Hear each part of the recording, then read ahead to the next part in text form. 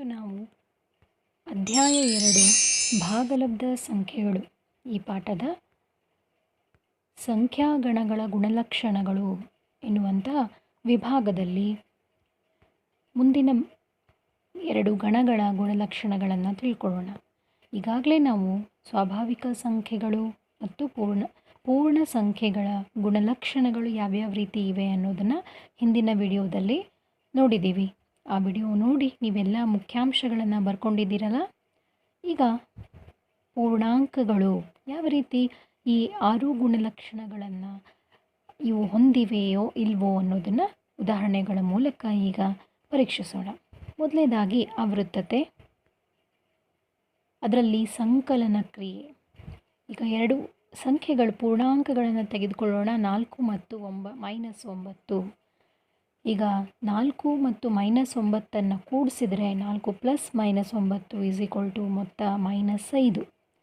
-5 ಕೂಡ ಪೂರ್ಣಾಂಕವಾಗಿದೆ.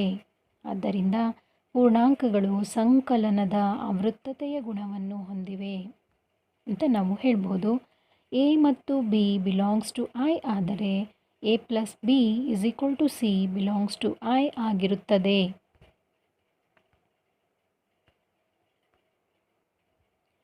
ಇನ್ನು ವ್ಯವಕಲನ ಕ್ರಿಯೆ. ಇಲ್ಲೂ ಬೇರೆ 2 ಪೂರ್ಣಾಂಕಗಳನ್ನು ಉದಾಹರಣೆಯಾಗಿ ನಾನು ತಗೊಳ್ತಾ ಇದ್ದೀನಿ. 3 ಮತ್ತು 12 ಇವು ಪೂರ್ಣಾಂಕಗಳಾಗಿದ್ದು 3 - 12 ಕಳೆದರೆ ವ್ಯತ್ಯಾಸ -9. -9 ಇದು ಕೂಡ ಪೂರ್ಣಾಂಕವಾಗಿದೆ ಅಲ್ವಾ. ಆದ್ದರಿಂದ ಪೂರ್ಣಾಂಕಗಳು ವ್ಯವಕಲನದ ಆವೃತ್ತತೆಯನ್ನು ಹೊಂದಿವೆ ಅಂತ ಹೇಳ್ಬೋದು. a ಮತ್ತು b ಬಿಲಾಂಗ್ಸ್ ಟು I ಆದರೆ ಅಂದರೆ a ಮತ್ತು b I ಗಣಕ್ಕೆ ಸೇರಿವೆ ಆದರೆ a - b = c I ಗಣಕ್ಕೆ ಸೇರಿರುತ್ತದೆ. ಗುಣಾಕಾರ ಕ್ರಿಯೆ. 2 ಮತ್ತು -6 ಪೂರ್ಣಾಂಕಗಳಾಗಿದ್ದಾಗ 2 × -6 ಇವೆರಡನ್ನು ಗುಣಿಸಿದರೆ ಬರುವ ಗುಣಲಬ್ಧ -12. -12 ಇದು ಒಂದು ಋಣ ಪೂರ್ಣಾಂಕ. ಆದ್ದರಿಂದ ಪೂರ್ಣಾಂಕಗಳು ಗುಣಾಕಾರದ ಆವೃತ್ತತೆಯ ಗುಣವನ್ನು ಹೊಂದಿವೆ.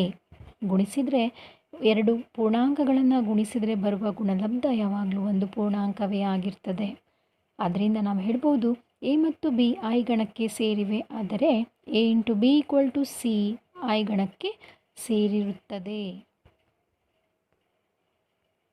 ಇನ್ನು ಭಾಗಾಕಾರ ಕ್ರಿಯೆ. 12 ಮತ್ತು 5 ಈ 2 ಪೂರ್ಣಾಂಕಗಳನ್ನು ತೆಗೆದುಕೊಂಡು ಭಾಗಲಬ್ಧವನ್ನು ಮಾಡೋಣ, ಭಾಗಾಕಾರ ಮಾಡೋಣ. 12/5 = 12/5. ಯಾಕೆಂದರೆ 12 ಮತ್ತು 5 ಪರಸ್ಪರ ಸಹ ಅವಿಭಾಜ್ಯಗಳು. ಇಲ್ಲಿ ನಾವು ಭಿನ್ನರಾಶಿ ರೂಪದಲ್ಲಿ ಅಥವಾ p/q ರೂಪದಲ್ಲಿ ಅವುಗಳನ್ನು ಭಾಗಲಬ್ಧವನ್ನು ನಾವು ಬರಿಬೇಕೇ ಹೊರತಾಗಿ ನಮಗೆ ಯಾವುದೇ ಪೂರ್ಣಾಂಕ ಇಲ್ಲಿ ಸಿಗೋದಿಲ್ಲ. 12/5 ಇದು ಪೂರ್ಣಾಂಕವಲ್ಲ. ಆದ್ದರಿಂದ ಪೂರ್ಣಾಂಕಗಳು ಭಾಗಾಕಾರದ ಆವೃತ್ತತೆಯ ಗುಣವನ್ನು ಹೊಂದಿಲ್ಲ ಅಂತ ಹೇಳ್ಬೋದು.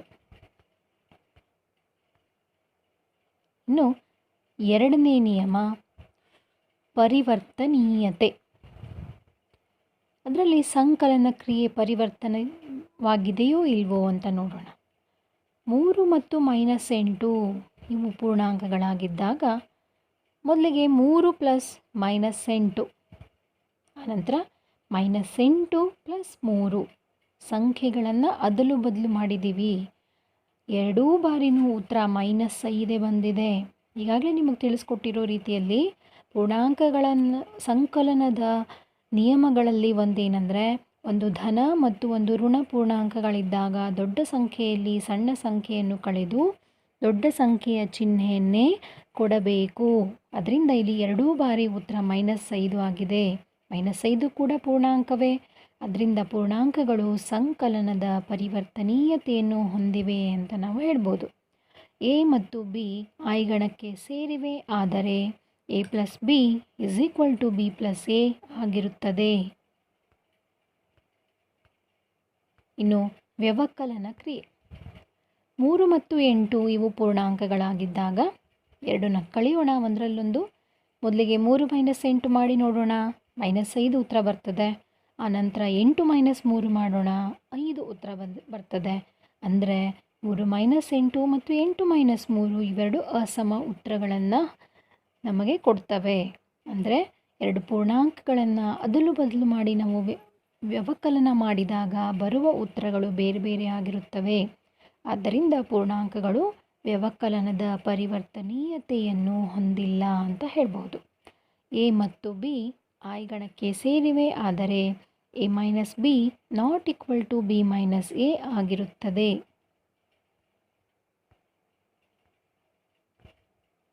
ಇನ್ನು ಗುಣಾಕಾರ ಕ್ರಿಯೆ, ಇಲ್ಲಿ ತೆಗೆದುಕೊಂಡಂಥ ಉದಾಹರಣೆಗಳು 12 ಮತ್ತು -6. ಇವುಗಳನ್ನು ಈ ಪೂರ್ಣಾಂಕಗಳನ್ನು ಗುಣಿಸೋಣ, ಅದಲು ಬದಲು ಮಾಡಿ 2 ಬಾರಿ ನಾವು ಗುಣಿಸೋಣ. ಮೊದಲಿಗೆ 12 ಗುಣಿಲೆ -6, ಮತ್ತೊಮ್ಮೆ -6 ಗುಣಿಲೆ 12. ಮಕ್ಕಳೇ, 2 ಬಾರಿ ಗುಣಲಬ್ಧ -72 ಆಗಿದೆ. ಆದ್ದರಿಂದ ಪೂರ್ಣಾಂಕಗಳು ಗುಣಾಕಾರದ ಪರಿವರ್ತನೀಯತೆಯ ಗುಣವನ್ನು ಹೊಂದಿವೆ ಅಂತ ನಾವು ಹೇಳ್ಬೋದು. ಸಂಖ್ಯೆಗಳನ್ನು, ಎರಡು ಪೂರ್ಣಾಂಕಗಳನ್ನು ಅದಲು ಬದಲು ಮಾಡಿ ಗುಣಿಸಿದಾಗಲೂ ಒಂದೇ ಗುಣಲಬ್ಧ ಬರ್ತದೆ. ಅದರಿಂದ ನಾವು ಹೇಳ್ಬೋದು ಎ ಮತ್ತು ಬಿ ಐ ಗಣಕ್ಕೆ ಸೇರಿವೆ, ಆದರೆ A into B is equal to B into A ಆಗಿರುತ್ತದೆ.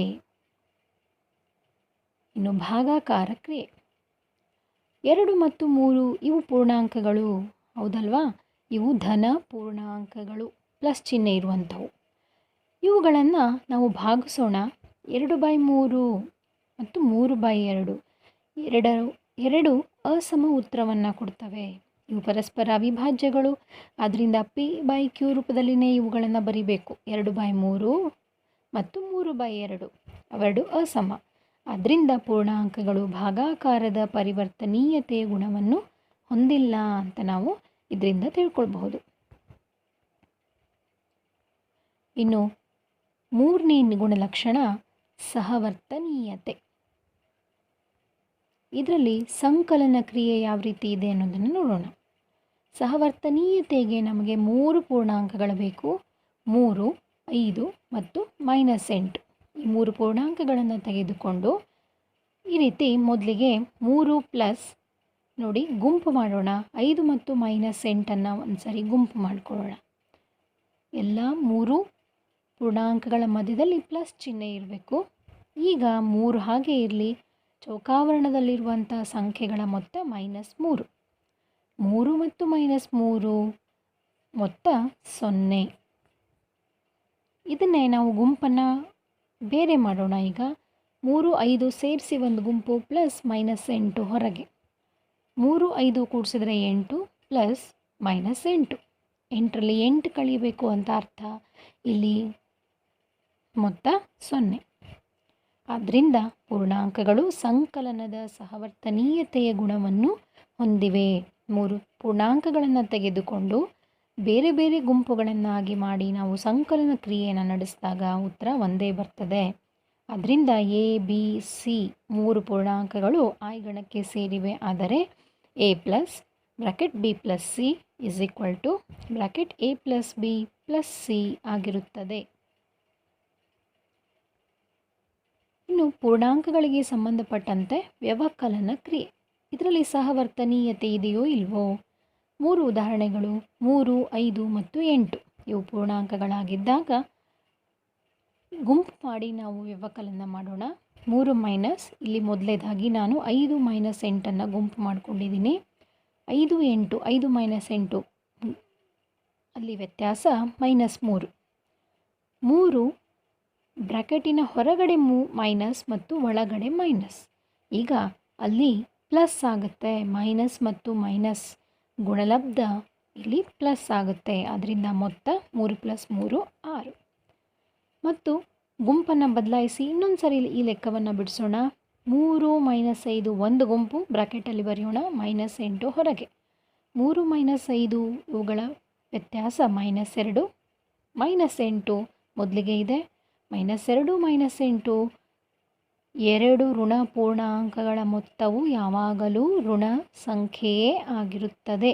ಅದರಿಂದ -2 -8 ಒಟ್ಟು ಮೊತ್ತ -10 ಆಗಿದೆ.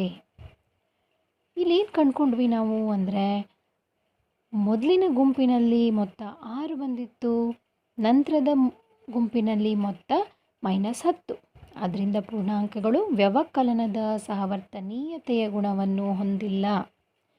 ಎ, ಬಿ ಮತ್ತು ಸಿ ಐ ಗಣಕ್ಕೆ ಸೇರಿವೆ, ಆದರೆ A minus bracket B minus C not equal to bracket A minus B minus C ಆಗಿರುತ್ತದೆ. ಇನ್ನು ಗುಣಾಕಾರ ಕ್ರಿಯೆ 2, -3 ಮತ್ತು 6 ಇವು ಪೂರ್ಣಾಂಕಗಳಿದ್ದಾಗ 2 ಗುಣಿಲೆ ಬ್ರಾಕೆಟಲ್ಲಿ -3 ಮತ್ತು 6 ಮೊದಲಿಗೆ ಗುಣಿಸೋಣ. ಈಕ್ವಲ್ ಟು 2 ಗುಣಿಲೆ 3 18 -18 ಬಂತು. 18 2 36 -36. ಇನ್ನು ಎರಡನೇ ರೀತಿಯಿಂದ ನಾವು ಗುಣಾಕಾರ ಮಾಡಿದಾಗ 2 ಮತ್ತು -3 ಮೊದಲಿಗೆ ಗುಣಿಸಿದರೆ -6 -6 ಇಂಟು 6 ಗುಣಲಬ್ಧ -36. ಎರಡೂ ಬಾರಿ ಉತ್ತರಗಳು ಒಂದೇ ಬಂದಿವೆ, -36. ಆದ್ದರಿಂದ ಪೂರ್ಣಾಂಕಗಳು ಗುಣಾಕಾರದ ಸಹವರ್ತನೀಯತೆ ಗುಣವನ್ನು ಹೊಂದಿವೆ ಅಂತ ಹೇಳ್ಬೋದು. ಎ, ಬಿ ಮತ್ತು ಸಿ ಬಿಲಾಂಗ್ಸ್ ಟು ಐ ಆದರೆ A into bracket B into C is equal to bracket A into B into C ಆಗಿರುತ್ತದೆ. ಇನ್ನು ಭಾಗಾಕಾರ ಕ್ರಿಯೆ ಮೇಲೆ ಸಹವರ್ತನೀಯತೆಯನ್ನು ಪರೀಕ್ಷಿಸೋಣ. 2, 5 ಮತ್ತು 7 ಇವು ಪೂರ್ಣಾಂಕಗಳಾಗಿದ್ದು 2 ಭಾಗಿಲೆ ಬ್ರಾಕೆಟಲ್ಲಿ 5 ಭಾಗಿಲೆ 7. ಈಗ 2 ಭಾಗಿಲೆ 5 5ಅನ್ನು 7ರಿಂದ ಭಾಗಿಸೋದು ಅಂದರೆ ಏನರ್ಥ? ಭಾಗಿಸ್ಲಿಕ್ಕೆ ಬರೋದಿಲ್ಲ, ವಿಶೇಷವಾಗಿ ಭಾಗ ಹೋಗೋದಿಲ್ಲ, ಹಾಗಾಗಿ 5/7 ಅಂತ ಬರಿಬಹುದು. ಈಗ ಮತ್ತೊಮ್ಮೆ 2 ಗುಣಿಲೆ 5/7 ಭಿನ್ನರಾಶಿಯನ್ನು ನಾವು ವ್ಯುತ್ಕ್ರಮ ವಿಲೋಮ ಬರ್ಕೊಳ್ಬೇಕಾಗ್ತದೆ.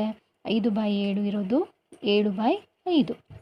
ಈಗ ಮತ್ತೆ ಯಾವುದೂ ಭಾಗ ಹೋಗೋದಿಲ್ಲ ಪರಸ್ಪರ, ಅದರಿಂದ ಅಂಶವನ್ನು ಗುಣಿಸಿ 2 7 14/5. ಅದೇ ರೀತಿಯಾಗಿ ಈಗ ಗುಂಪನ್ನು ಬದಲಾಯಿಸಿ ಭಾಗಾಕಾರ ಮಾಡೋಣ. ಮೊದಲಿಗೆ 2 ಮತ್ತು 5 ಭಾಗಿಸ್ರಿ. 2/5 ಭಾಗಿಲೆ 7. 2/5 ಭಾಗಿಲೆ ಚಿಹ್ನೆ ತೆಗೆದು ಗುಣಾಕಾರ ಚಿಹ್ನೆ. 7ರ ವ್ಯುತ್ಕ್ರಮ 1/7.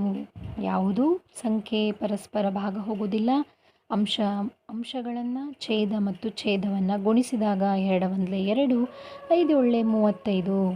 ಇಲ್ಲಿ 14/5 ಮತ್ತು 2/35 ಇವು ಅಸಮವಾದ ಸಂಖ್ಯೆಗಳು. ಆದ್ದರಿಂದ ಪೂರ್ಣಾಂಕಗಳು ಭಾಗಾಕಾರದ ಸಹವರ್ತನೀಯತೆಯ ಗುಣವನ್ನು ಹೊಂದಿಲ್ಲ ಅಂತ ನಾವು ಇದರಿಂದ ತಿಳ್ಕೊಂಡ್ವಿ. ಅಂದರೆ ಎ, ಬಿ ಮತ್ತು ಸಿ ಬಿಲಾಂಗ್ಸ್ ಟು ಐ ಆದರೆ ಎ ಭಾಗಿಲೆ ಬ್ರಾಕೆಟ್ ಬಿ ಭಾಗಿಲೆ C not equal to bracket A ಭಾಗಿಲೆ ಬಿ ಭಾಗಿಲೆ ಸಿ ಆಗಿರುತ್ತದೆ. ಇನ್ನು 4ನೇ ಗುಣಲಕ್ಷಣ ಅನನ್ಯತಾಂಶಗಳು. ಎಯು ಒಂದು ಪೂರ್ಣಾಂಕವಾಗಿದ್ದಾಗ 0 + a = a ಮತ್ತು a + 0 = a. ಅಂದರೆ ಯಾವುದೇ ಒಂದು ಪೂರ್ಣಾಂಕಕ್ಕೆ 0ಯನ್ನು ಕೂಡಿಸಿದರೆ ಅದೇ ಪೂರ್ಣಾಂಕವೇ ನಮಗೆ ಉತ್ತರದಲ್ಲಿ ಸಿಗ್ತದೆ. ಅದರಿಂದ ನಾವೇನು ಹೇಳ್ಬೋದು? ಪೂರ್ಣಾಂಕಗಳ ಸಂಕಲನದ ಅನನ್ಯತಾಂಶವು 0 ಆಗಿದೆ. ಮಕ್ಕಳೇ, ಈಗ ನೀವು ನೆನಪಿಸ್ಕೊಳ್ಳಿ, ಪೂರ್ಣ ಸಂಖ್ಯೆಗಳ ಸಂಕಲನದ ಅನನ್ಯತಾಂಶ ಕೂಡ 0 ಆಗಿತ್ತು. ಆದರೆ ಸ್ವಾಭಾವಿಕ ಸಂಖ್ಯೆಗಳಲ್ಲಿ ಸಂಕಲನಕ್ಕೆ ಯಾವುದೇ ಅನನ್ಯತಾಂಶ ಇರಲಿಲ್ಲ. ಇನ್ನು ಎಯು ಒಂದು ಪೂರ್ಣಾಂಕವಾಗಿದ್ದಾಗ 1 ಗುಣಿಲೆ a = a. a ಗುಣಿಲೆ 1 = a. ಅಂದರೆ ಯಾವುದೇ ಪೂರ್ಣಾಂಕಕ್ಕೆ 1ರಿಂದ ಗುಣಿಸಿದರೆ ಅದರ ಬೆಲೆಯಲ್ಲಿ ಯಾವುದೇ ಬದಲಾವಣೆ ಆಗುವುದಿಲ್ಲ. ಅದರಿಂದ ಪೂರ್ಣಾಂಕಗಳ ಗುಣಾಕಾರದ ಅನನ್ಯತಾಂಶವು 1 ಆಗಿದೆ. ಸ್ವಾಭಾವಿಕ ಸಂಖ್ಯೆಗಳಲ್ಲಿ ಗುಣಾಕಾರದ ಅನನ್ಯತಾಂಶ 1 ಇತ್ತು. ಪೂರ್ಣ ಸಂಖ್ಯೆಗಳಲ್ಲಿ ಗುಣಾಕಾರದ ಅನನ್ಯತಾಂಶ 1 ಇತ್ತು. ಅದೇ ರೀತಿ ಪೂರ್ಣಾಂಕಗಳಲ್ಲಿಯೂ ಕೂಡ ಗುಣಾಕಾರದ ಅನನ್ಯತಾಂಶ 1 ಆಗಿದೆ. ಇನ್ನು 5ನೇ ಗುಣಲಕ್ಷಣ ವಿಲೋಮಾಂಶಗಳು. ಎಯು ಒಂದು ಪೂರ್ಣಾಂಕವಾಗಿದ್ದಾಗ a plus bracket minus a = 0. ಅಂದರೆ ಪರಸ್ಪರ ಚಿಹ್ನೆಗಳು ವಿರುದ್ಧ ಇವೆ ನೋಡಿ ಮಕ್ಕಳೇ. ಪ್ಲಸ್ a ಇದ್ದರೆ ಮೈನಸ್ a, ಅವು ಮೈನಸ್ a ಇದ್ದರೆ ಪ್ಲಸ್ a, ಅವುಗಳನ್ನು ಕೂಡಿಸಿದಾಗ ಬರುವ ಮೊತ್ತ 0. ಅದರಿಂದ ನಾವೇನು ಹೇಳ್ಬೋದು, ಪೂರ್ಣಾಂಕಗಳ ಸಂಕಲನದ ವಿಲೋಮಾಂಶವು ಅದರ ಋಣಾತ್ಮಕವಾಗಿರುತ್ತದೆ, ಅಂದರೆ ವಿರುದ್ಧ ಚಿಹ್ನೆಯನ್ನು ಹೊಂದಿರ್ತದೆ. ಇನ್ನು ಎಯು ಒಂದು ಪೂರ್ಣಾಂಕವಾಗಿದ್ದಾಗ A into 1/a is equal to 1. A ಮತ್ತು ಎ ಕ್ಯಾನ್ಸಲ್ ಆಗಿ 1 ಉಳಿತದೆ. ಅಥವಾ 1/a ಅವರು ಕೊಟ್ಟಿದ್ದರು ಅಂದರೆ ಅದರ ವಿಲೋಮ ಎ ಬರ್ಕೊಂಡು ನಾವು ಎ ಕ್ಯಾನ್ಸಲ್ ಮಾಡಿದರೂ ಕೂಡ 1 ಉಳಿಯುತ್ತದೆ. ಆದ್ದರಿಂದ ಪೂರ್ಣಾಂಕಗಳ ಗುಣಾಕಾರದ ವಿಲೋಮಾಂಶವು ಅದರ ವ್ಯುತ್ಕ್ರಮವಾಗಿರುತ್ತದೆ. ಈಗ ಒಂದು ಉದಾಹರಣೆ 2/3. ಇದರ ವಿಲೋಮಾಂಶವೆಷ್ಟು? ಗುಣಾಕಾರದ ವಿಲೋಮಾಂಶವೆಷ್ಟು? ಈ ಪ್ರಶ್ನೆಗೆ ಉತ್ತರವನ್ನು ಹುಡುಕಿಟ್ಕೊಳ್ಳಿ. ಮುಂದಿನ ಅಂಶಗಳಲ್ಲಿ ಅದು ಸಿಗುತ್ತಾ ನೋಡೋಣ. 2/3 ಅನ್ನೋದು p/q ರೂಪದ ಸಂಖ್ಯೆ. ಅದರಿಂದ ನಾವು ಅದ್ರ ಬಗ್ಗೆ ತಿಳ್ಕೊಳ್ಬೇಕಾದ್ರೆ ನಾವು ಭಾಗಲಬ್ಧ ಸಂಖ್ಯೆಗಳ ಗುಣಲಕ್ಷಣಗಳನ್ನು ಅಭ್ಯಸಿಸಬೇಕಲ್ಲ. ಸರಿ, ಈಗ ಭಾಗಲಬ್ಧ ಸಂಖ್ಯೆಗಳಲ್ಲಿ ಮೊದಲನೇದಾಗಿ ಆವೃತ್ತತೆಯ ಗುಣ ಏನು ಹೇಳ್ತದೆ ಅಂತ ನೋಡೋಣ. ಸಂಕಲನ ಕ್ರಿಯೆ 1/3 ಮತ್ತು 2/3 ಎರಡು ಭಾಗಲಬ್ಧ ಸಂಖ್ಯೆಗಳಾಗಿದ್ದಾಗ 1/3 ಪ್ಲಸ್ 2/3 ಇವೆರಡರ ಮೊತ್ತ 3/3. ಅಂದರೆ ಛೇದಗಳ ಸಮ ಇರೋದ್ರಿಂದ ಅಂಶಗಳನ್ನು ಡೈರೆಕ್ಟಾಗಿ ಕೂಡಿಸೋಣ. 1 + 2 ಸೇರಿದರೆ 3. 3/3 ಅಂದ್ರೇನು? ಇದರ ಬೆಲೆ 1. 1 ಕೂಡ ಒಂದು ಭಾಗಲಬ್ಧ ಸಂಖ್ಯೆನೇ. ಆದ್ದರಿಂದ ನಾವೇನು ಹೇಳ್ಬೋದು, ಭಾಗಲಬ್ಧ ಸಂಖ್ಯೆಗಳು ಸಂಕಲನದ ಆವೃತ್ತತೆಯ ಗುಣವನ್ನು ಹೊಂದಿವೆ ಅಂತ ಹೇಳ್ಬೋದು. ಎ ಮತ್ತು B belongs to Q. Q ಅಂದರೆ ಇಲ್ಲಿ ಭಾಗಲಬ್ಧ ಸಂಖ್ಯೆಗಳ ಗಣದ ಸಂಕೇತ. ಆದರೆ A plus B equal to C belongs to Q ಆಗಿರುತ್ತದೆ. ಅಂದರೆ ಯಾವುದೇ ಎರಡು ಭಾಗಲಬ್ಧ ಸಂಖ್ಯೆಗಳನ್ನು ಕೂಡಿಸಿದರೆ ಬರುವ ಮೊತ್ತವೂ ಕೂಡ ಒಂದು ಭಾಗಲಬ್ಧ ಸಂಖ್ಯೆಯೇ ಆಗಿರುತ್ತದೆ. ಇನ್ನು ವ್ಯವಕಲನ ಕ್ರಿಯೆ, ಅವೇ ಎರಡು ಉದಾಹರಣೆಗಳನ್ನು ತೆಗೆದುಕೊಂಡು ಈಗ ವ್ಯವಕಲನ ಮಾಡೋಣ. 1/3 ಮೈನಸ್ 2/3 ಇವುಗಳ ಛೇದಗಳ ಸಮ ಇರೋದರಿಂದ ಅಂಶಗಳನ್ನು ಡೈರೆಕ್ಟಾಗಿ ನಾವು ಕಳೆಯೋಣ. 1 - 2 ಅಂದರೆ ದೊಡ್ಡ ಸಂಖ್ಯೆಯಲ್ಲಿ ಚಿಕ್ಕ ಸಂಖ್ಯೆಯನ್ನು ಕಳೆದು ದೊಡ್ಡ ಸಂಖ್ಯೆಯ ಚಿಹ್ನೆ ಕೊಡಿ, -1 ಉತ್ತರ. ಅದರಿಂದ ಇಲ್ಲಿ -1/3 ಕೂಡ ಭಾಗಲಬ್ಧ ಸಂಖ್ಯೆ ಆಗಿದೆ. ಆದ್ದರಿಂದ ನಾವು ತಿಳ್ಕೊಳ್ಳೋದು ಏನಂದರೆ ಭಾಗಲಬ್ಧ ಸಂಖ್ಯೆಗಳು ವ್ಯವಕಲನದ ಆವೃತ್ತತೆಯನ್ನು ಹೊಂದಿವೆ. ಎ ಮತ್ತು ಬಿ ಬಿಲಾಂಗ್ಸ್ ಟು ಕ್ಯೂ ಆದರೆ A minus B equal to C ಅದು ಕೂಡ ಕ್ಯೂ ಗಣಕ್ಕೆ ಸೇರಿರುತ್ತದೆ. ಇನ್ನು ಗುಣಾಕಾರ ಕ್ರಿಯೆ, ಎರಡು ಭಾಗಲಬ್ಧ ಸಂಖ್ಯೆಗಳು 1/3 ಮತ್ತು 2/3 ನಾವು ಗುಣಿಸೋಣ. 1/3 ಗುಣಿಲೆ 2/3 ಅಂಶಕ್ಕೆ ಮತ್ತು ಛೇದಕ್ಕೆ ನಾವು ಗುಣಿಸಿದಾಗ 2 × 1 = 2, 3 × 3 = 9. 2/9 ಇದು ಕೂಡ p/q ರೂಪದಲ್ಲಿದೆ. ಅದರಿಂದ ಭಾಗಲಬ್ಧ ಸಂಖ್ಯೆಯಾಗಿದೆ. ಆದ್ದರಿಂದ ಇದರಿಂದ ನಮಗೇನು ಗೊತ್ತಾಗ್ತದೆ ಅಂದರೆ ಭಾಗಲಬ್ಧ ಸಂಖ್ಯೆಗಳು ಗುಣಾಕಾರದ ಆವೃತ್ತತೆಯ ಗುಣವನ್ನು ಹೊಂದಿವೆ ಅನ್ನೋದು ನಮಗೆ ಗೊತ್ತಾಯಿತು. ಎ ಮತ್ತು ಬಿ ಬಿಲಾಂಗ್ಸ್ ಟು ಕ್ಯೂ ಆದರೆ A into B equal to C belongs to Q ಆಗಿರುತ್ತದೆ. ಇನ್ನು ಭಾಗಾಕಾರ ಕ್ರಿಯೆ, 1/3 ಮತ್ತು 2/3 ಈ ಎರಡು ಭಾಗಲಬ್ಧ ಸಂಖ್ಯೆಗಳನ್ನು ಪರಸ್ಪರ ನಾವು ಭಾಗಿಸಬೇಕು. ಇವು p/q ರೂಪದ ಸಂಖ್ಯೆಗಳು. ನೀವು ಹಿಂದಿನ ತರಗತಿಯಲ್ಲಿ ಭಿನ್ನ ರಾಶಿಗಳ ಭಾಗಾಕಾರ ಕಲ್ತಿದ್ದೀರಿ. ಅದೇ ನಿಯಮವನ್ನು ಇಲ್ಲಿ ಉಪಯೋಗಿಸ್ಕೊಳ್ಳೋಣ. ಮೊದಲನೇ ಭಿನ್ನರಾಶಿ ಅಥವಾ ಭಾಗಲಬ್ಧ ಸಂಖ್ಯೆ 1/3 ಅದೇ ಹಾಗೆ ಬರ್ಕೊಂಡು ಭಾಗಾಕಾರ ಚಿಹ್ನೆ ಬದಲಾಗಿ ಗುಣಾಕಾರ ಚಿಹ್ನೆ ಹಾಕೋಣ. ಎರಡನೇ ಭಾಗಲಬ್ಧ ಸಂಖ್ಯೆಯನ್ನು ವ್ಯುತ್ಕ್ರಮ ಬರೆಯೋಣ, ಅಂದರೆ ತಲೆ ಕೆಳಗಾಗಿ ಬರಿಬೇಕು. 2/3 ಇರೋದು 3/2. ಈಗ 3 ನಾವು ಬೇಕಿದ್ದರೆ ಅಲ್ಲಿ ತೆಗೆದು ಹಾಕ್ಬೋದು.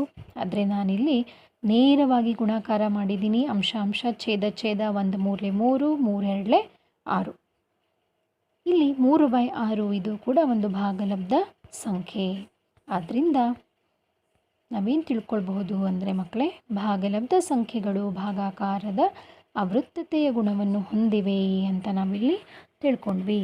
ಎ ಮತ್ತು ಬಿ ಬಿಲಾಂಗ್ಸ್ ಟು ಕ್ಯೂ ಆದರೆ ಎ ಭಾಗಿಲೆ B equal to C belongs to Q ಆಗಿರುತ್ತದೆ. ಇನ್ನು ಪರಿವರ್ತನೀಯತೆಯಲ್ಲಿ ಸಂಕಲನ ಕ್ರಿಯೆ 1/3 ಮತ್ತು 2/3 ಇವುಗಳನ್ನು 2 ಬಾರಿ ಅದಲಿ ಬದಲಿ ಮಾಡಿ ನಾವು ಇಲ್ಲಿ ಕೂಡಿಸೋಣ. 2 ಬಾರಿ ಕೂಡ ನಮಗೆ ಉತ್ತರಗಳು ಒಂದೇ ಬರ್ತಾ ಇವೆ. 1/3 ಪ್ಲಸ್ 2/3 ಮೊತ್ತ 3/3 ಅದು 1ಕ್ಕೆ ಸಮ. ಅದೇ ರೀತಿ 2/3 ಪ್ಲಸ್ 1/3 ಇದರ ಮೊತ್ತ ಕೂಡ 3/3 ಅದು ಕೂಡ 1ಕ್ಕೆ ಸಮ. ಆದ್ದರಿಂದ ಭಾಗಲಬ್ಧ ಸಂಖ್ಯೆಗಳು ಸಂಕಲನದ ಪರಿವರ್ತನೀಯತೆಯನ್ನು ಹೊಂದಿವೆ. ಎ ಮತ್ತು ಬಿ ಬಿಲಾಂಗ್ಸ್ ಟು ಕ್ಯೂ ಆದರೆ A plus B is equal to B plus A ಆಗಿರುತ್ತದೆ. ಇನ್ನು ವ್ಯವಕಲನ ಕ್ರಿಯೆ 1/3 ಮತ್ತು 2/3 ಭಾಗಲಬ್ಧ ಸಂಖ್ಯೆಗಳನ್ನು ಈಗ ಕಳೆಯೋಣ. ಮೊದಲಿಗೆ ಚಿಕ್ಕ ಸಂಖ್ಯೆಯಲ್ಲಿ ದೊಡ್ಡ ಸಂಖ್ಯೆಯನ್ನು ನಾವು ಕಳೆದಾಗ ನಮಗೆ ಮೊತ್ತ -1 ವ್ಯತ್ಯಾಸ -1/3 ಬಂತು. 2/3ರಲ್ಲಿ 1/3 ಕಳೆದಾಗ ವ್ಯತ್ಯಾಸ 1/3 ಬಂತು. ಅದರಿಂದ ಇವೆರಡು ಅಸಮ ಉತ್ತರಗಳು, ಎರಡು ಅಸಮ, ಒಂದು ಮೈನಸ್ ಇನ್ನೊಂದು ಪ್ಲಸ್. ಅದರಿಂದ ನಾವೇನು ತಿಳ್ಕೊಳ್ಬಹುದು ಅಂದರೆ ಭಾಗಲಬ್ಧ ಸಂಖ್ಯೆಗಳು ವ್ಯವಕಲನದ ಪರಿವರ್ತನೀಯತೆಯನ್ನು ಹೊಂದಿಲ್ಲ. ಎ ಮತ್ತು ಬಿ ಬಿಲಾಂಗ್ಸ್ ಟು ಕ್ಯೂ ಆದರೆ A minus B not equal to B minus A ಆಗಿರುತ್ತದೆ. ಇನ್ನು ಗುಣಾಕಾರ ಕ್ರಿಯೆ 2 ಭಾಗಲಬ್ಧ ಸಂಖ್ಯೆಗಳು 1/3 ಮತ್ತು 2/3 ಇವುಗಳನ್ನು ಪರಸ್ಪರ ಗುಣಿಸೋಣ. 1/3 ಗುಣಿಲೆ 2/3 ಗುಣಿಸಿದ್ರೆ ಅಂಶ ಛೇದ ಗುಣಿಸಿದಾಗ 2 1 2 3 3 9 ಉತ್ತರ ಬಂತು. ಈಗ ಇವುಗಳನ್ನು ಅದಲು ಬದಲು ಮಾಡಿ ಗುಣಿಸಿದಾಗಲೂ ಕೂಡ 2 1 2 3 3 9 ಉತ್ತರಗಳು ಗುಣಲಬ್ಧಗಳು ಒಂದೇ ಆಗಿವೆ. ಆದ್ದರಿಂದ ಭಾಗಲಬ್ಧ ಸಂಖ್ಯೆಗಳು ಗುಣಾಕಾರದ ಪರಿವರ್ತನೀಯತೆ ಗುಣವನ್ನು ಹೊಂದಿವೆ ಅಂತ ನಾವು ಇಲ್ಲಿ ತಿಳ್ಕೊಂಡ್ವಿ. ಎ ಮತ್ತು ಬಿ ಬಿಲಾಂಗ್ಸ್ ಟು ಕ್ಯೂ ಆದರೆ A into B equal to B into A ಆಗಿರುತ್ತದೆ. ಇನ್ನು ಭಾಗಾಕಾರ ಕ್ರಿಯೆ 1/3 ಮತ್ತು 2/3 ಭಾಗಲಬ್ಧ ಸಂಖ್ಯೆಗಳನ್ನು ಭಾಗಿಸೋಣ. ಮೊದಲಿಗೆ 1/3 2/3 ಭಾಗಿಸಿದಾಗ ಈಗಾಗಲೇ ಹೇಳಿದಂಥ ನಿಯಮದ ಪ್ರಕಾರ ಭಾಗಿಸ್ರಿ ಮಕ್ಕಳೇ. 1/3 ಹಾಗೆ ಇಟ್ಕೊಳ್ಬೇಕು. ಭಾಗಾಕಾರ ಚಿಹ್ನೆ ಬದಲಾಗಿ ಗುಣಾಕಾರ ಚಿಹ್ನೆ. 2/3 ಅದರ ವಿಲೋಮ ಬರೆಯೋಣ. 3/2 ಉಲ್ಟ ಬರೆಯೋಣ. 3 ಪರಸ್ಪರ ತೆಗೆದುಹಾಕೋಣ. ಅವು ಭಾಗ ಹೋದವು. ಉಳಿದಿದ್ದು ಅಂಶದಲ್ಲಿ 1 ಛೇದದಲ್ಲಿ 2. ಈಗ ಮತ್ತೊಮ್ಮೆ ಇವೇ ಸಂಖ್ಯೆಗಳನ್ನು ಅದಲು ಬದಲು ಮಾಡಿ ಭಾಗಿಸಿದಾಗ ಬರುವ ಭಾಗಲಬ್ಧ 2 ಆಗಿದೆ. 1/2 ಮತ್ತು 2 ಇವೆರಡು ಸಮನ ಅಲ್ಲ. 2 ಮತ್ತು 1/2 ಅಂದರೆ 2ನೇ 1 ಅಂದರೆ ಅರ್ಧ. ಇವೆರಡು ಪರಸ್ಪರ ಅಸಮ. ಆದ್ದರಿಂದ ನಾವೇನು ತಿಳ್ಕೊಳ್ಬಹುದು ಅಂದರೆ ಭಾಗಲಬ್ಧ ಸಂಖ್ಯೆಗಳು ಭಾಗಾಕಾರದ ಪರಿವರ್ತನೀಯತೆಯ ಗುಣವನ್ನು ಹೊಂದಿಲ್ಲ. ಎ ಮತ್ತು ಬಿ ಬಿಲಾಂಗ್ಸ್ ಟು ಕ್ಯೂ ಆದರೆ A plus B not equal to B plus A ಆಗಿರುತ್ತದೆ. ಇನ್ನು ಮೂರನೇ ನಿಯಮ ಸಹವರ್ತನೀಯತೆಯ ಕುರಿತು ನಾವು ತಿಳ್ಕೊಳ್ಳೋಣ. ಮೊದಲನೇದಾಗಿ ಸಂಕಲನ ಕ್ರಿಯೆ 3 ಭಾಗಲಬ್ಧ ಸಂಖ್ಯೆಗಳನ್ನು ತೆಗೆದುಕೊಂಡು ಗುಂಪುಗಳನ್ನಾಗಿ ಮಾಡಿಕೊಂಡು ನಾವು ಕೂಡಿಸಿದಾಗ ನೋಡಿ 1/3 ಪ್ಲಸ್ 2/3 4/3 ಗುಂಪು ಆವರಣದಲ್ಲಿದೆ. ಆವರಣದಲ್ಲಿರೋ ಲೆಕ್ಕವನ್ನು ಮೊದಲು ಬಿಡಿಸಬೇಕು. ಛೇದಗಳು 3 3 ಸಮ. ಅದರಿಂದ ಅಂಶಗಳನ್ನು ನೇರವಾಗಿ ಕೂಡಿಸೋಣ. 2 + 4 6.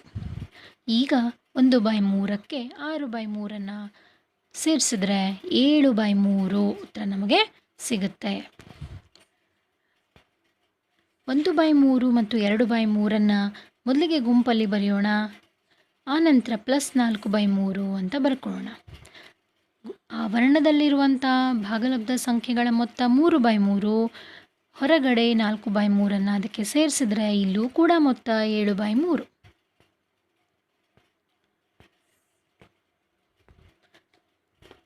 ಆದ್ದರಿಂದ ನಾವು ಹೇಳ್ಬೋದು ಭಾಗಲಬ್ಧ ಸಂಖ್ಯೆಗಳು ಸಂಕಲನದ ಸಹವರ್ತನೀಯತೆಯ ಗುಣವನ್ನು ಹೊಂದಿವೆ.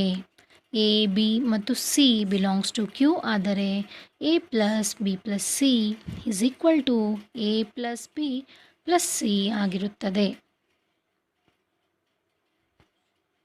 ಇನ್ನು ವ್ಯವಕಲನ ಕ್ರಿಯೆ 1/3, 2/3 ಮತ್ತು 4/3 ಭಾಗಲಬ್ಧ ಸಂಖ್ಯೆಗಳಾಗಿದ್ದಾಗ ನಾವು ಗುಂಪುಗಳನ್ನಾಗಿ ಮಾಡಿಕೊಂಡು ಅವುಗಳ ವ್ಯತ್ಯಾಸ ಕಂಡುಹಿಡಲಿಕ್ಕೆ ಪ್ರಯತ್ನ ಮಾಡೋಣ. ಇಲ್ಲಿ ಆವರಣದಲ್ಲಿರುವಂಥ ಸಂಖ್ಯೆಗಳ ವ್ಯತ್ಯಾಸ -2/3, ಯಾಕೆಂದರೆ ಛೇದ 3 ಅಂಶಗಳು 2 - 4 ಅಂದರೆ ದೊಡ್ಡ ಸಂಖ್ಯೆಯಲ್ಲಿ ಚಿಕ್ಕ ಸಂಖ್ಯೆಯನ್ನು ಕಳೆಯಬೇಕು, ದೊಡ್ಡ ಸಂಖ್ಯೆಯ ಚಿಹ್ನೆಯನ್ನು ಕೊಡಬೇಕು. 4ರಲ್ಲಿ 2 ಕಳೆದರೆ 2, 4ರ ಚಿಹ್ನೆ ಮೈನಸ್. ಈಗ ಮುಂದಿನ ಹಂತ 1/3, ಹೊರಗೆ ಬ್ರಾಕೆಟಿನ ಹೊರಗೆ ಒಂದು ಮೈನಸ್, ಒಳಗೊಂದು minus, minus into minus plus 2/3, ಕೊನೆಯದಾಗಿ ಮೊತ್ತ 3/3. ಇನ್ನು ಇನ್ನೊಂದು ಬಾರಿ ಅವೇ ಸಂಖ್ಯೆಗಳನ್ನು ಗುಂಪು ಬದಲಾಯಿಸಿ ನಾವು ಕಳೆದಾಗ 1/3 -2/3 ಆವರಣದಲ್ಲಿವೆ. ಇವುಗಳ ವ್ಯತ್ಯಾಸ -1/3, ಹೊರಗಡೆ ಇರುವಂಥದ್ದು -4/3. ಎರಡು ಋಣ ಪೂರ್ಣಾಂಕಗಳ ಮೊತ್ತವು ಋಣ ಪೂರ್ಣಾಂಕವೇ ಆಗಿರುತ್ತದೆ. ಅದರಿಂದ -1 -4 ಮೊತ್ತ -5. ಅದರಿಂದ -5/3 ಇಲ್ಲಿ ಉತ್ತರ ಬಂತು. ಮೊದಲಿಗೆ ಬಂದಂಥ ಉತ್ತರ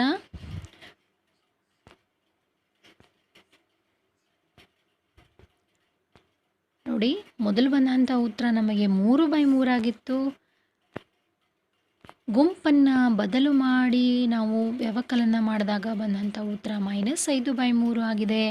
ಆದ್ದರಿಂದ ಭಾಗಲಬ್ಧ ಸಂಖ್ಯೆಗಳು ವ್ಯವಕಲನದ ಸಹವರ್ತನೀಯತೆಯ ಗುಣವನ್ನು ಹೊಂದಿಲ್ಲ ಅಂತ ನಾವು ಹೇಳ್ಬೋದು. ಇನ್ನು ಗುಣಾಕಾರ ಕ್ರಿಯೆ, ಆ 3 ಭಾಗಲಬ್ಧ ಸಂಖ್ಯೆಗಳನ್ನು ಗುಂಪು ಮಾಡಿ ನಾವು ಗುಣಿಸಿದಾಗ ಏನಾಗುತ್ತೆ? 1/3 ಇಂಟು ಆವರಣದಲ್ಲಿರುವಂಥ ಸಂಖ್ಯೆಗಳ ಗುಣಲಬ್ಧ 2 4 8 3 3 9. ಈಗ ಒಟ್ಟಾರೆ ಗುಣಲಬ್ಧ 1 8 8 3 9 27, 8/27. ಈಗ ನಾವು ಗುಂಪನ್ನು ಬದಲಾಯಿಸಿ ಗುಣಿಸಿದಾಗ ಏನಾಗುತ್ತೆ? ಆವರಣದಲ್ಲಿರುವಂಥ ಭಾಗಲಬ್ಧ ಸಂಖ್ಯೆಗಳ ಗುಣಲಬ್ಧ 1 2 2 3 3 9 ಗುಂಡ್ಲೆ 4/3. ಈಗ ಒಟ್ಟಾರೆ ಗುಣಲಬ್ಧ 2 4 8 9 3 27, 8/27 ಮತ್ತು 8/27 ಸಮನಾದ ಉತ್ತರಗಳು. ಆದ್ದರಿಂದ ಭಾಗಲಬ್ಧ ಸಂಖ್ಯೆಗಳು ಗುಣಾಕಾರದ ಸಹವರ್ತನೀಯತೆಯ ಗುಣವನ್ನು ಹೊಂದಿವೆ ಅಂತ ನಾವು ಹೇಳಬಹುದು. ಎ ಬಿ ಮತ್ತು ಸಿ ಬಿಲಾಂಗ್ಸ್ ಟು ಕ್ಯೂ ಆದರೆ A into bracket B into C is equal to bracket A into B into C ಆಗಿರುತ್ತದೆ. ಇನ್ನು ಸಹವರ್ತನೀಯತೆಯಲ್ಲಿ ಕೊನೆಯದಾಗಿ ಭಾಗಾಕಾರ ಕ್ರಿಯೆಯ ಬಗ್ಗೆ ನೋಡೋಣ. 3 ಭಾಗಲಬ್ಧ ಸಂಖ್ಯೆಗಳನ್ನು ಪರಸ್ಪರ ಗುಂಪು ಮಾಡಿ ನಾವು ಭಾಗಿಸೋಣ. ನೋಡಿ, ಆವರಣದಲ್ಲಿದ್ದಂಥ ಭಾಗಲಬ್ಧ ಸಂಖ್ಯೆಗಳನ್ನು ಭಾಗಿಸ್ಬೇಕಾದ್ರೆ 2/3 ಹಾಗೆ ಇಟ್ಕೊಂಡು ಭಾಗಾಕಾರ ಚಿಹ್ನೆಯ ಬದಲಾಗಿ ಗುಣಾಕಾರ ಚಿಹ್ನೆ ಹಾಕಿ 4/3 ಉಲ್ಟಾ 3/4 ಅಂತ ಬರ್ಕೊಂಡ್ವಿ. ಇನ್ನು 1/3 ಹಾಗೆ ಇರಲಿ, ಭಾಗಿಲೆ ಚಿಹ್ನೆ 2 3 6, 3 4 12, 6/12. ಈಗ ನಾವು ಮತ್ತೆ 1/3 ಭಾಗಾಕಾರ ಚಿಹ್ನೆ ಬದಲಾಗಿ ಗುಣಾಕಾರ ಚಿಹ್ನೆ 6/12 ಬದಲಾಗಿ 12/6. ಒಟ್ಟಾರೆ ಗುಣಲಬ್ಧ 1 ಗುಣಿಲೆ 12 12 ಆಯಿತು. 3 ಗುಣಿಲೆ 6 18. ಅಂದರೆ ಮೊದಲನೇ ರೀತಿಯಿಂದ ನಾವು ಭಾಗಿಸಿದಾಗ 12/18 ಉತ್ತರ ಸಿಕ್ತು. ಇನ್ನು ಗುಂಪನ್ನು ಬದಲಾಯಿಸಿ ಎರಡನೇ ಬಾರಿ ನಾವು ಇದನ್ನು ಭಾಗಾಕಾರ ಕ್ರಿಯೆಯನ್ನು ನಡೆಸೋಣ. 1/3 ಭಾಗಿಲೆ 2/3 ಗುಂಪಿನಲ್ಲಿಟ್ಕೊಳ್ಳೋಣ. ಇವುಗಳನ್ನು ಪರಸ್ಪರ ನಾವು ಭಾಗಿಸಬೇಕು ಅಂದರೆ 1/3 ಹಾಗೆ ಇರಲಿ, ಭಾಗಾಕಾರ ಚಿಹ್ನೆಯ ಬದಲಾಗಿ ಗುಣಾಕಾರ ಚಿಹ್ನೆ 2/3 ಬದಲಾಗಿ 3/2. ಈಗ ಹೊರಗಡೆ ಭಾಗಿಲೆ 4/3 ಹಾಗೆ ಇರಲಿ. ಮುಂದಿನ ಹಂತದಲ್ಲಿ 3/6 ಆಯಿತು, ಭಾಗಿಲೆ 4/3. 3/6 ಹಾಗೆ ಇರಲಿ, ಭಾಗಿಲೆ ಬದಲಾಗಿ ಗುಣಾಕಾರ ಚಿಹ್ನೆ 4/3 ಉಲ್ಟಾ ಬರಿಬೇಕು 3/4. ಈಗ ಗುಣಲಬ್ಧ 3 3 9 ಅಪಾನ್ 6 4 24. ಇಲ್ಲಿ 9/24 ಉತ್ತರ ಬಂತು. ಇದರ ಹಿಂದಿನ ಬಾರಿಯಲ್ಲಿ ನಮಗೆ ಬಂದಂಥ ಉತ್ತರ ಏನಾಗಿತ್ತು ಮಕ್ಕಳೇ? 12/18. ಅದರಿಂದ 12/18 ಮತ್ತು 9/24 ಬೇರೆ ಬೇರೆ, ಅದರಿಂದ ಭಾಗಲಬ್ಧ ಸಂಖ್ಯೆಗಳು ಭಾಗಾಕಾರದ ಸಹವರ್ತನೀಯತೆ ಗುಣವನ್ನು ಹೊಂದಿಲ್ಲ ಅಂತ ನಾವಿಲ್ಲಿ ತಿಳ್ಕೊಂಡ್ವಿ. ಇನ್ನು 4ನೇ ಗುಣಲಕ್ಷಣ ಅನನ್ಯತಾಂಶಗಳು. ಎ ಒಂದು ಭಾಗಲಬ್ಧ ಸಂಖ್ಯೆ ಆಗಿದ್ದಾಗ ಎಗೆ 0ಯನ್ನು ಸೇರಿಸಿದರೆ ಅದೇ ಸಂಖ್ಯೆ ಬರ್ತದೆ. 0ಯು ಒಂದು ಭಾಗಲಬ್ಧ ಸಂಖ್ಯೆ, ಆದ್ದರಿಂದ ಭಾಗಲಬ್ಧ ಸಂಖ್ಯೆಗಳ ಸಂಕಲನದ ಅನನ್ಯತಾಂಶ 0 ಆಗಿದೆ. ಇನ್ನು 1 ಕೂಡ ಭಾಗಲಬ್ಧ ಸಂಖ್ಯೆಯೇ ಆಗಿದೆ. ಅದರಿಂದ 1ನ್ನು ಯಾವುದೇ ಒಂದು ಭಾಗಲಬ್ಧ ಸಂಖ್ಯೆಗೆ ನಾವು ಗುಣಿಸಿದಾಗಲೂ ಕೂಡ ಆ ಸಂಖ್ಯೆಯಲ್ಲಿ ಯಾವುದೇ ಬದಲಾವಣೆ ಆಗುವುದಿಲ್ಲ. ಅದರಿಂದ ಭಾಗಲಬ್ಧ ಸಂಖ್ಯೆಗಳ ಗುಣಾಕಾರದ ಅನನ್ಯತಾಂಶ 1 ಆಗಿದೆ ಅಂತ ನಾವಿಲ್ಲಿ ಹೇಳಬಹುದು. ಇನ್ನು ವಿಲೋಮಾಂಶಗಳು. ಎ ಒಂದು ಭಾಗಲಬ್ಧ ಸಂಖ್ಯೆ ಆಗಿದ್ದಾಗ ಎಗೆ -a ಅನ್ನುವಂಥ ಇನ್ನೊಂದು ಭಾಗಲಬ್ಧ ಸಂಖ್ಯೆ ನಮಗೆ ಈ ಗಣದಲ್ಲಿ ಸಿಗುತ್ತೆ. ಆದ್ದರಿಂದ ಭಾಗಲಬ್ಧ ಸಂಖ್ಯೆಗಳ ಸಂಕಲನದ ವಿಲೋಮಾಂಶವು ಅದರ ಋಣಾತ್ಮಕವಾಗಿರುತ್ತದೆ. ಅಂದರೆ ಪ್ಲಸ್ ಇದ್ದರೆ ಮೈನಸ್, ಮೈನಸ್ ಇದ್ದರೆ ಪ್ಲಸ್ ಇರುವಂಥ ಚಿಹ್ನೆಗಳನ್ನು ನಾವು ಬದಲು ಮಾಡಿಕೊಂಡು ನಾವು ವಿಲೋಮಗಳನ್ನು ಬರಿಬಹುದು.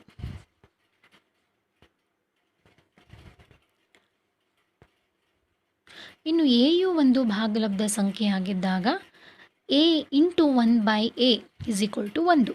ಅಂದರೆ ಭಾಗಲಬ್ಧ ಸಂಖ್ಯೆಯಲ್ಲಿ ಪ್ರತಿ p/q ರೂಪದ ಸಂಖ್ಯೆಗೆ ಅದರ ವಿಲೋಮ q/p ಒಂದು ಭಾಗಲಬ್ಧ ಸಂಖ್ಯೆ ಇದ್ದೇ ಇರುತ್ತದೆ. ಅದರಿಂದ ಭಾಗಲಬ್ಧ ಸಂಖ್ಯೆಗಳ ಗುಣಾಕಾರದ ವಿಲೋಮಾಂಶವು ಅದರ ವ್ಯುತ್ಕ್ರಮವಾಗಿರುತ್ತದೆ.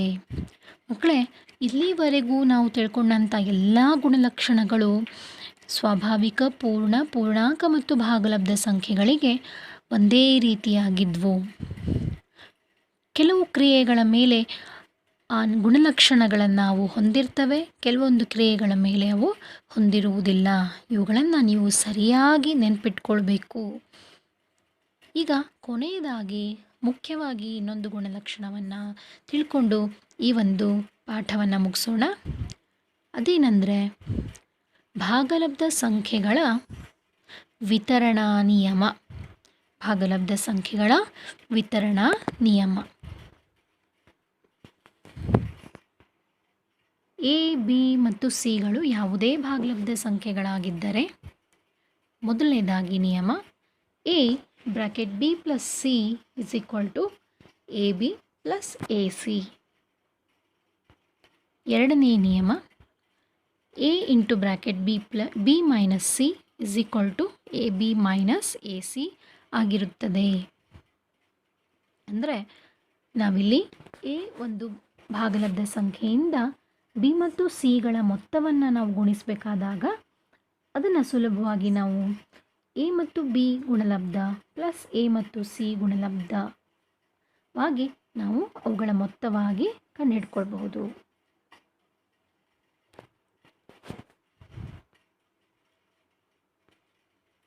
Thank you.